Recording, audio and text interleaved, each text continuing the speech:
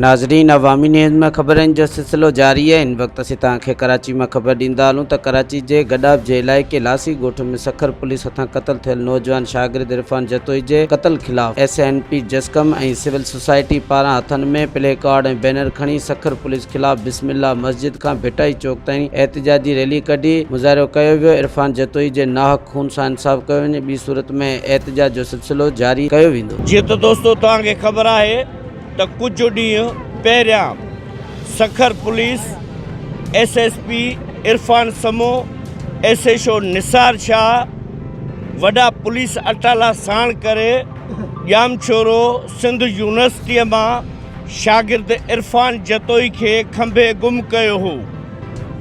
15 ॾींहं 10 ॾींहं पंहिंजी हिरासत में रखी ऐं उनखे गोलियुनि जो खाज बणाए ऐं शो कयो वियो त पूरो पुलिस मुक़ाबिलो शो कयो वियो त असां अरेस्ट करणु वियासीं ऐं मुक़ाबिलो थी पियो, जंहिंमें इरफान समो हिकु वॾो डकैत धाड़ेल हुयो, उनखे असां मारियो आहे।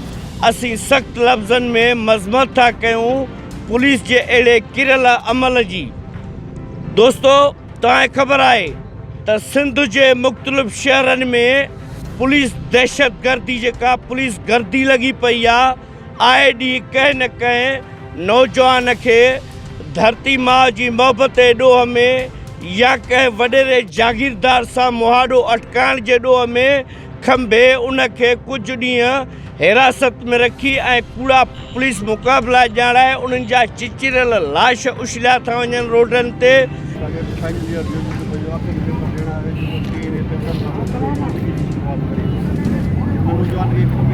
असां क़त्ल करणु सरासर हिकु दहशतगर्दी आहे। असां इनखे दहशतगर्दी था सम्झूं ऐं हाणे रोज़ आहे अख़बारनि में ॿियनि में बयान था थियनि त भाई GIT ठाहियो, इंक्वायरी करायो। भाई GIT ठाहियूं था त असांखे तव्हां इहो ॿुधायो त रांझाणी जे खून सां केतिरो इंसाफ़ थियो, हे जेको छोकिरो भट्टी थियो कतलनि जे खून सां केतिरो इंसाफ़ थियो, जुमन मला जे खून सां केतिरो इंसाफ़ थियो। हाँ, GIT जोड़बी आहे उन शइ जी जंहिंमें के शक ऐं शोभा हुजनि, शकूक हुजनि।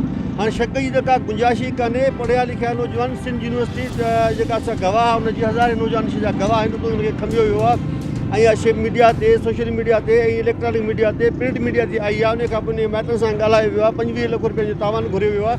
इरफान समो जी गिरफ़्तारीअ जो मुतालबो था कयूं।